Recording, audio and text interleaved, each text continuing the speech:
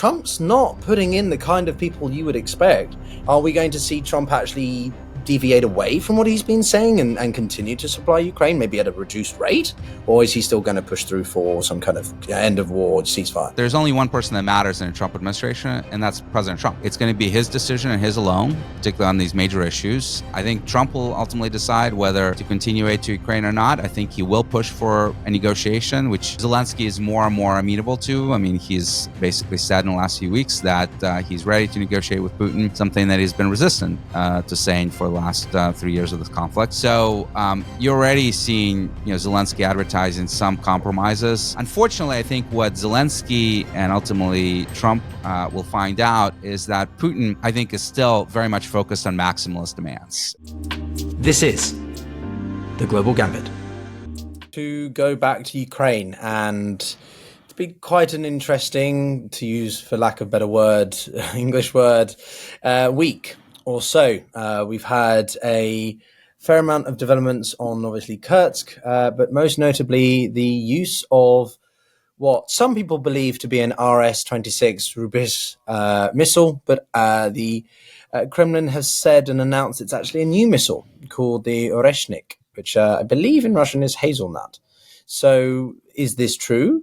Is this a completely new style of missile, what some people believe to be an international medium sort of range ballistic missile? Or is it Moscow simply trying to pressure the Europeans, intimidate Europe as Trump comes into office and is a response to Moscow's view of Western escalation?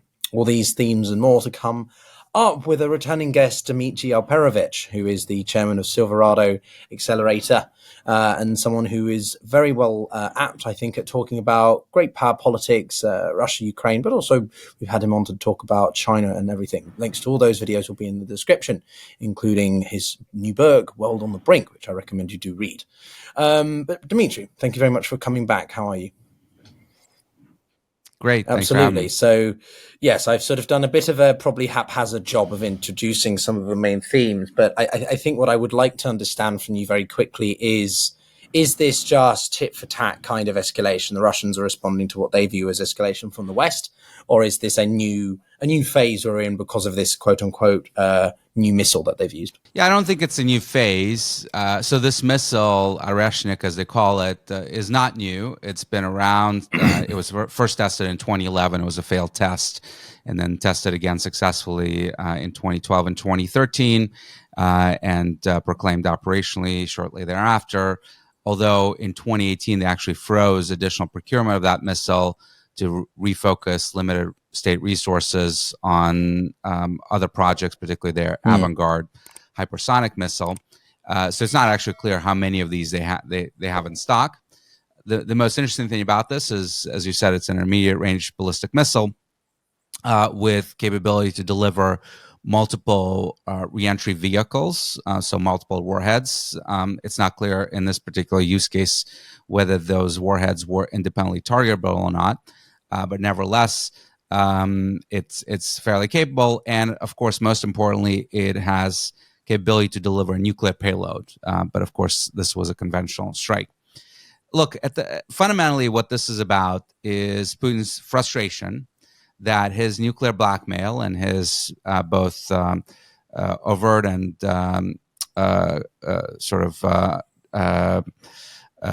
barely concealed nuclear blackmail threats have worked, right? That the United States has continued to not only supply weapons to Ukraine, but has kept upping the ante in terms of supplying armored vehicles and artillery and giving permission to supply F-16s, and most recently crossing what probably was one of the few true red lines in this particular conflict. There's been many discussions about us crossing red lines or Ukraine crossing red lines. The one red line that the Russians, I'm told, have actually communicated to the Americans is the use of medium range, long range missiles, Western missiles against Russia.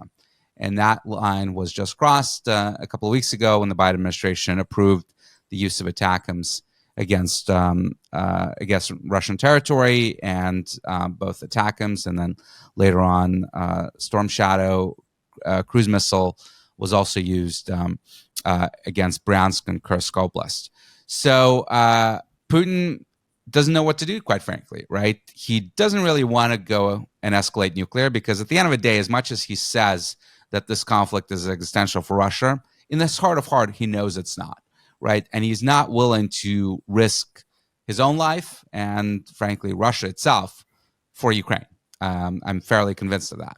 But nevertheless, he wants to keep using the nuclear blackmail, and this is just another way of doing that. The other thing that he did is updated the nuclear doctrine in a way that I thought was actually counterproductive, where they've relaxed effectively doctrinally the restrictions of the use of nuclear weapons, and will now retaliate not just in exchange for a strike on Russian territory, but even the provision of weaponry to a foreign country, i.e. the things that we're doing today in Ukraine. So technically he should be retaliating any moment, or even last week with nuclear weapons against the West, which obviously he hasn't done, and a range of other things that are quite ridiculous as well, that I think few people are taking seriously.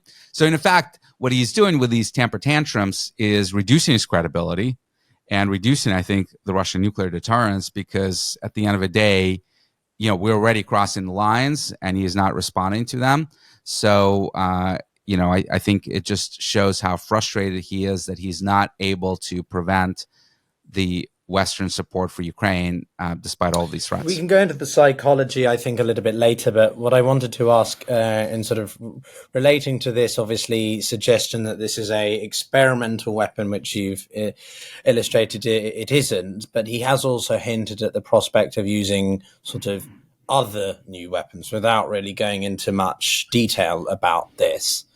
Do you have a sense of what other options the Kremlin has in terms of trialing new missiles, or is it a different type of piece of equipment? Like what other options do they have to, at least kinetically speaking, that they could try to really make the Americans, the NATO alliance, take reconsideration of allowing Ukraine to use these weapons? Well, they can try to use various things that they have in their strategic arsenal against Ukraine. The problem is it's very expensive, and the reason why Oreshnik is not really all that scary is A, because they probably don't have that many of them, and two, that it's a very, very expensive missile to use on targets in Ukraine.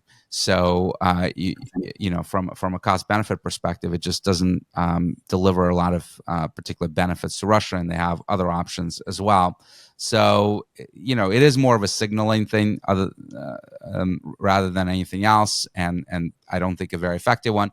But they can escalate in other ways. I think the debate about escalation and can Russia escalate and will it escalate has been quite misguided in the public domain, because it's all been about the nuclear escalation. And I think the risk of nuclear escalation in this domain has always been fairly low, and I think remains fairly low, which is a good thing. But that's not the only way that Russia can escalate. In fact, they've been escalating with covert activities in Europe, right? Sabotage activities, including attempted assassination of the CEO of Rheinmetall. They've been escalating in the Middle East with the work that they're doing with the Houthis and the Iranians, and the supplying of air defense systems and other things to the Iranians. So I think they'll find ways to harm our interests in response to our actions in Ukraine, and will continue to try to find ways to hurt us that is going to be below the nuclear threshold. But it's still going to be painful. If they start supplying advanced missile technology to Ukraine, anti-ship missile technology, not Ukraine, to the Houthis, that's going to be problematic, right? Given our naval presence in the Red Sea, given our inability thus far to reopen the Red Sea.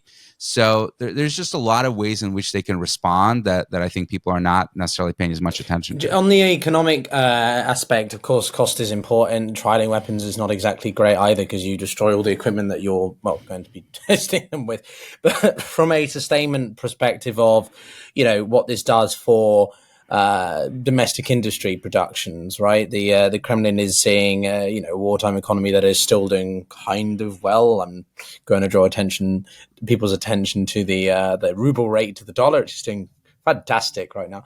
But, this is not an easy thing for them to replace these missiles of this cost. So if they were to continue to utilize these missiles at a rate, what would that do to the economy? Or they just can't. They're not even going to humor it. How can they, given the, I guess, delicacy of the current economic situation in Russia, find a way to sustain the resupply of be it these missiles or something similar in their arsenal to ensure that they could escalate or keep that pressure up or perceived pressure up in the West? Well, as I mentioned with Oreshnik, it's not even clear that they're producing it right now because they froze procurement in 2018. There's been no public announcements that they've restarted it. It's not to say that maybe they have or haven't, but quite potentially that they're just going through old inventories that they produced in the last decade. So, it's definitely problematic. And the reality is that they have a lot of issues in their economy. Yes, the GDP nominally is growing, but it's not growing in a way that is at all productive, right? If you're manufacturing, let's say, munitions, it's contributing to your GDP, but if you're then expending them immediately in Ukraine, it's not a productive way to grow your economy. The non-defense sector is not doing well at all. As you mentioned, interest rates and inflation itself are incredibly high. Interest rates at 21%, probably going higher. The ruble is crashing. So on lots of different areas, they're feeling quite a bit of pressure. Putin has just approved a new budget that once again raises defense spending and security spending to over 40% of the federal budget, which is massive, right? So they can't keep doing this forever. This is, I think, something that most people don't appreciate is that, yes, Russia is big. Yes, Russia has a lot of people. Yes, it's expending a lot of those people in Ukraine, but it's running out of a lot of those resources, particularly financial resources that are needed to sustain this conflict. It won't happen next month. It won't happen probably even next year, but it can't go on for years. And I would say probably in 2 to 3 years, it's going to feel significant pressure. We'll have to make real trade-offs about whether to cut social spending on things like pensions and other social services, benefits to veterans, which are growing, of course, as a result of this war, or to keep the military spending at the level that it currently is today. Both of those are really problematic choices for Putin because if you cut benefits, you create significant pressures on your political situation, and cutting spending on the military is also not great. Of course, Ukraine has its own issues, and it's doubtful that it can continue this war for several years. That's needed to break the back of the Russian economy. So it remains an attritional fight, and it's a question of who can outlast who. Yeah, for sure. That leads me into my next question. On the pension point, I mean, I remember reading in the Moscow Times earlier in the year that the State Duma had favored legislation to increase payments for like nearly 8 million, I think, working retirees in Russia. So the pensions aspect of the economy is huge, or more specifically social services, social security is massive in Russia. And I don't think enough people who sort of look at this in a very aggregate sense really understand that.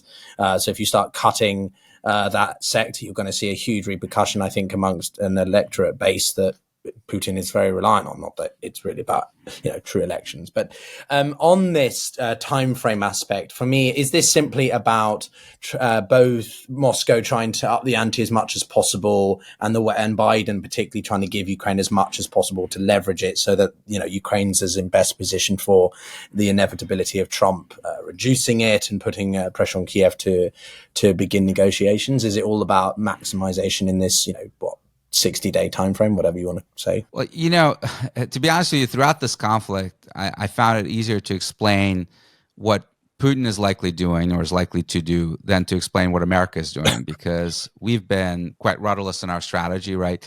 This particular decision on ATACMs, why now, right? For 3 years, they've been, for 2 of the years of the war, they've been against providing ATACMs.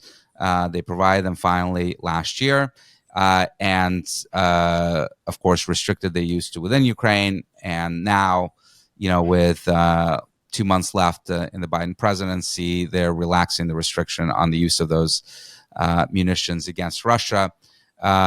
This is, yet again, showcasing that Washington did not have a strategy for this war. It did not have an articulation of what it wanted to accomplish or how we would go about accomplishing this. And we're just throwing darts at the wall, hoping something sticks. And this decision to relax the targeting of ATACMs, followed quickly by the British and French decision to relax the targeting of Storm Shadow missiles is yet another example of that. Because fundamentally, even the Biden administration admits that it won't strategically change the nature of this conflict, right? So you're crossing Putin red line, you're risking escalation below nuclear escalation, but nevertheless, and there's no articulation of what is it going to do to actually change the nature of this battlefield. And again, I'm not saying I'm opposed to it or I'm in favor of it, but they should be providing rationale for why now,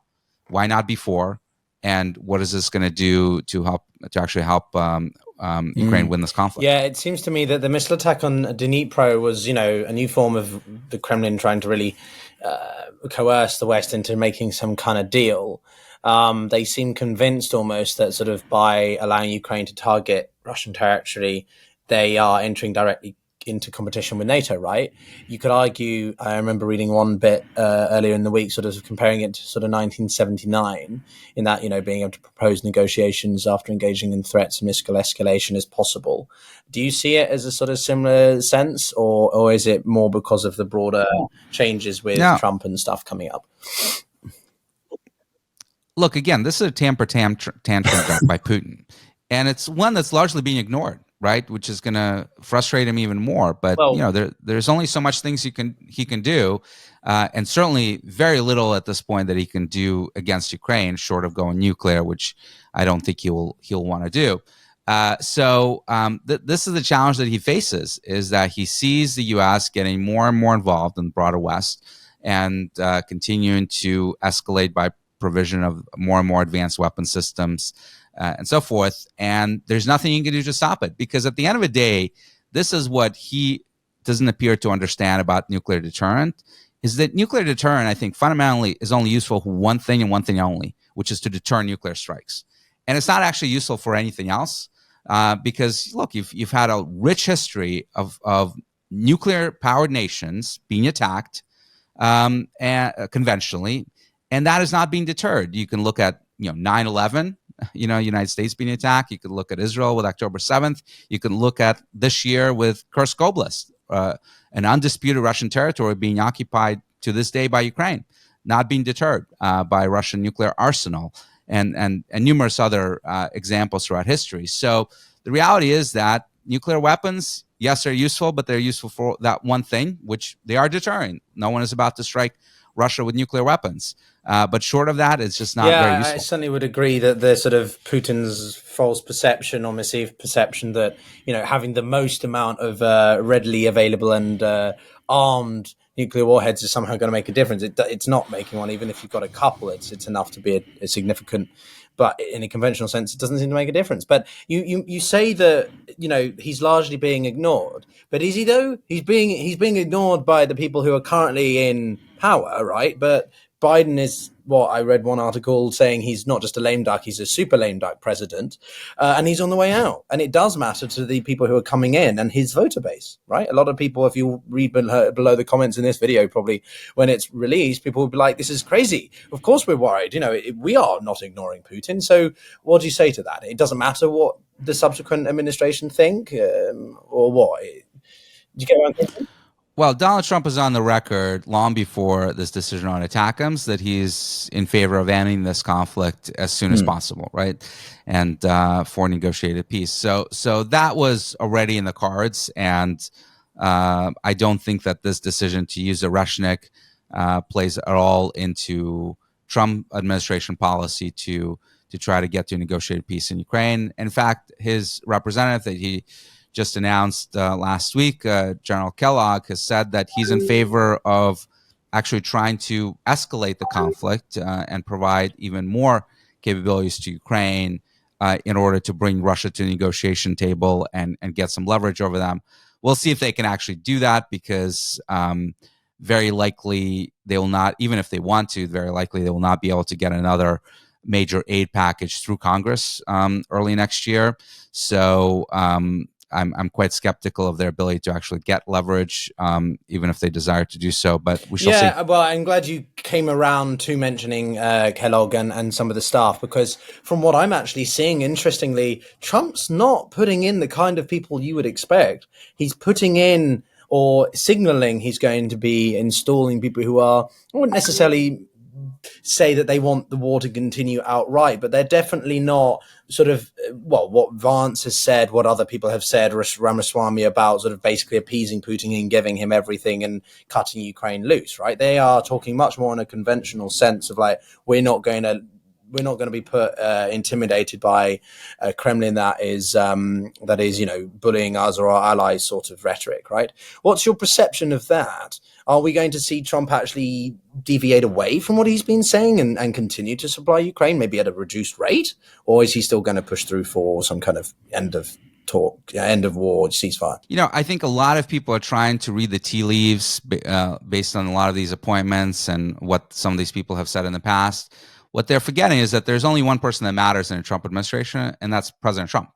It's going to be his decision and his alone, particularly on these major issues. And what some of these people, what their past positions have been, or what their current positions are, really is not very relevant. So I think Trump will ultimately decide whether to continue aid to Ukraine or not. I think he will push for a negotiation, which Zelensky is more and more amenable to. I mean, he's basically said in the last few weeks that he's ready to negotiate with Putin, something that he's been resistant to saying for the last 3 years of this conflict. And that he's even admitted that he cannot return back Russian conquered territory through military means alone, that Ukraine doesn't have the capacity to do so. And even that he would at least temporarily be willing to cede territory for an invitation to NATO. So you're already seeing, Zelensky advertising some compromises. Unfortunately, I think what Zelensky and ultimately Trump will find out is that Putin, I think, is still very much focused on maximalist demands. And this is where I think most of the conversation around peace talks and negotiations are going wrong, is that there's a discussion of some sort of deal where the front line is more or less frozen, where whatever Russia has captured, it is allowed to keep. And there's a pledge for that Ukraine would not join NATO, and that somehow would be acceptable to either side. And I think, that would be very difficult for Zelensky to accept outright, because notice that he's saying that he's willing to trade territory and temporarily, not even concede it permanently, because that would be a violation of Ukrainian constitution. But only in exchange for joining NATO, right? So he'd have to accept both in this scenario, giving up territory, potentially even permanently, and not joining NATO, pledging not to join NATO. But the other problem is, which is even more fundamental, is that is not enough for Putin. First of all, he's not going to trade territory that he already controls for some sort of peace deal. That's a terrible deal from his standpoint. Why trade something that you already have? And secondly, he knows that Ukraine is not joining NATO as long as he keeps fighting in Ukraine, right? NATO has basically declared that Ukraine can only join after this war is over. So he already has leverage over Ukrainian membership in NATO. And by the way, he also knows that the reality is that under Donald Trump, Ukraine is unlikely to join NATO and is not going to join anytime soon. So any sort of peace deal from his perspective that is about getting territory he already has and getting a pledge on no NATO membership that he knows is not real anyway, because Ukraine is not in a position to join NATO, is not actually a great deal. In fact, before he launched the invasion, he actually said that we were being offered some pledges that Ukraine won't join NATO for the next 10 years or so, and we disregard those types of commitments because A, they're not permanent, and B, we know that Ukraine is not even in a position to join NATO anytime soon. So he knows that's not a good deal, and I think what he's going to demand, going back to his demands from 2022 with the Istanbul peace talks, is a demilitarization of Ukraine and no Western aid, military aid, being provided to Ukraine, much less NATO membership, and probably some sort of political reforms in Ukraine that will allow him to interfere in the country's affairs going forward in some form or fashion, where perhaps The role of the president will be weakened, maybe a Lebanon-style scenario of power sharing where you have, a president, a prime minister coming from different party blocks or regions, whatever it may be. So you have, I think, a demand from him for territory and probably permanent recognition of conquered territory. You will have a permanent demand on no NATO pledge, a permanent demand on no weapons supplies to Ukraine, a demand on demilitarization, probably some political reforms as well. All of that is going to be extremely difficult, to say the least, for Zelensky or the Ukrainian people to swallow, because this basically means surrender, right? So this is the challenge with the negotiations, is that, we actually have very little leverage over Russia, and Putin has not abandoned his maximalist demands. Remember correctly, I mean, whether or not you want to believe it on face value, and it's also obviously going back a decade, but at the time I recall that the Kremlin wasn't too unhappy with the potential of Ukraine being closer to the European Union, but not NATO. I don't know if you would agree with that, but that's gone out the window, and never really was, I think, something that was genuinely meant. But I am worried about the extent that Putin, just because if he plays ball with Trump, is what I'm thinking. If he plays ball with Trump in just the right way, appeases him enough, strokes his ego, he can basically get away with these kinds of maximalist demands. Whilst if he puts a foot wrong, then Trump could potentially come in and be like, well, okay, you've screwed me over, right? I don't like this transaction. I think you're trying to mess me around. I'm going to actually reverse course and completely upscale support to Ukraine even more than has been already. Do you think such a scenario could play out like that, or it's a little bit too based on, I don't know, unknowns of their psychology, of the Putin-Trump relationship 2.0? So look, I think that in your scenario that you're demonstrating, you have to remember that Congress plays a role here, right? It's not up to the president to provide aid to Ukraine or not. The president signs congressionally authorized funding. So Congress will have to pass another, let's say, $60 billion, the package that was passed in April, to provide aid to Ukraine. There's very little support of that amongst the Republican members, and increasingly, by the way, even among Democratic members who are saying, how long are we going to keep funding this war? And by the way, on top of that, you have the realities of a congressional calendar, which is very tight, with a lot of domestic priorities that Trump wants to institute, including renewing his tax cut package that expires at the start of 2026, and a range of other issues. So the idea that you're going to have Trump go in and demand from Congress another huge aid package to provide military assistance to Ukraine, I don't think is highly likely, regardless of what happens with these negotiations. So, I think the most likely outcome here is that you're going to have some sort of peace talks between Zelensky and Putin, probably with participation from Trump, or at least his people. And they're not going to go anywhere, because Putin is going to come in with his maximalist demands. Zelensky is going to reject them. And I think the Trump administration will probably just throw their hands up in the air and say, we tried, and we're moving on to other things. We've got, a potential to do something with North Korea. China is on the table, Middle East, etc. So how much of their capital is going to be invested in Ukraine? I don't think a huge amount, because I don't think Trump fundamentally actually cares about Ukraine in the way that Biden actually did. No, care. I don't think Trump gives a flying monkeys, but sad to say.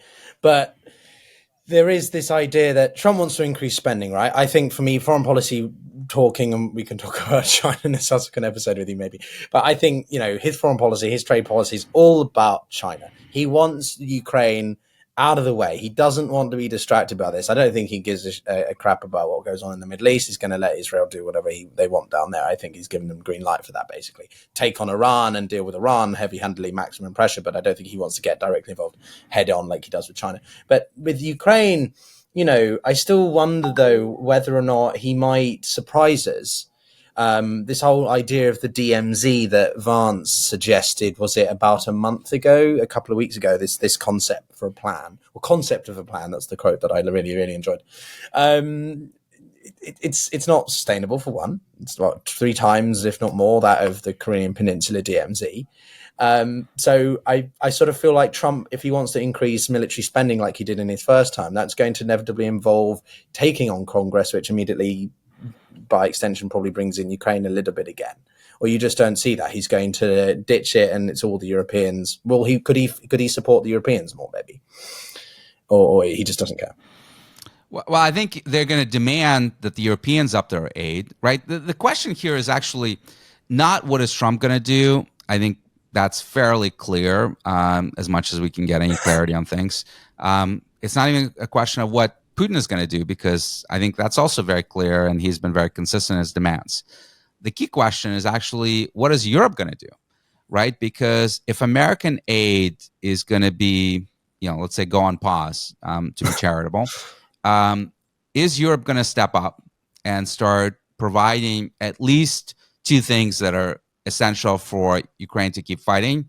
It needs a lot of things, but it needs 2 things more than anything else. It needs artillery shells, and it needs air defense systems, right, and interceptors, right? Can Europe come in and fill the gap that's going to be left by the U.S.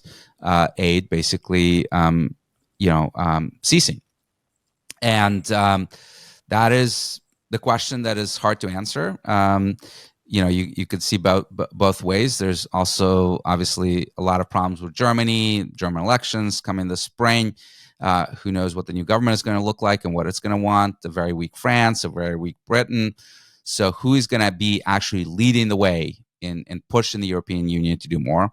That's question number 1. 2, is European Union going to continue providing the financial support to Ukraine? Because remember, in addition to the military aid, Ukraine's survival as a state right now highly, highly depends on Western aid that's paying salaries for people, both military personnel and bureaucrats within Ukraine, and social spending and the like. So if that gets cut off, it's going to be very, very difficult for Ukraine to continue in this fight, right? Aside from the military dimension of things. So if Europe can step up, then Zelensky can say, you know what, we tried to do a peace deal with Putin. He wants us to surrender. We cannot surrender. We're going to keep going. If Europe does not step up, then he's going to be in a really tough position, because, one choice is surrender, another choice is to continue fighting without ability to pay salaries, without military aid and so forth. And that probably means a loss as well. So the key questions here are not in Washington or in Moscow. They're in Brussels and the respective capitals in Europe. Yeah, very sad you didn't mention London there. But I guess my last question for you, Dmitri, is that capitals in Europe? Well, people would say Britain, we're no longer in Europe. My last question there for you is a little bit sort of anything particular you want us to look out for. I don't think we'll probably have you on again before the end of the year. Maybe if something major happens, let's hope not. Is maybe anything you think people should look out for? But tagged on to your last response about Europe, I wrote a Substack piece, which is very surface level, but one of the main points I was referencing there, if people want to read it, it's in the description, or will be in the description, is about the, fragmentation across Europe. We're seeing quite a clear, I think, subset of countries, mainly the Nordic states and the Baltics and Poland, really stepping up in a way that, the Mediterranean states are not, etc. So could we see a genuine balance of power shift in Europe? Not completely. I'm saying not France and Germany are going to disappear, but I'm feeling very bullish on Poland, put it that way. Could we see a fragmentation in like this as you see these parts of Europe differing in terms of how much they want to continue to support Ukraine or defend against Russia more broadly? I think it already exists, right? So certainly you've had Poland and the Baltic states being very hawkish since the outset of this conflict and actually increasing their defense spending massively and providing on a per capita basis huge amounts of aid to Ukraine, not in the totality on absolute terms, but on a per capita terms. And then you've had other countries that have had very little interest in doing more, and particularly Southern European countries.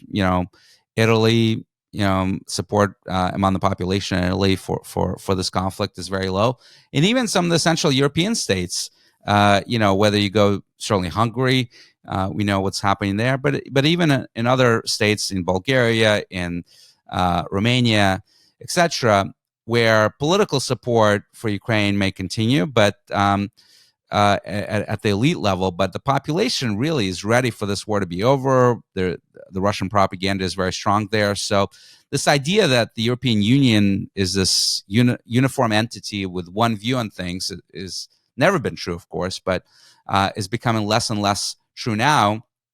And you're seeing, elections in Slovakia, how they're going, and you're seeing, I think, a lot of pushback against the elites really across the continent. And Chancellor Scholz will probably be out of power come the spring. President Macron in France has survived, but is very weak after the elections of last summer. So Europe is not in a good shape politically or in terms of being unified to support this war. And as much as the Baltic states and Poland are passionate about supporting Ukraine, in part because they feel like they are on the front lines, and if Ukraine falls to Russian influence, they'll be directly on the front lines.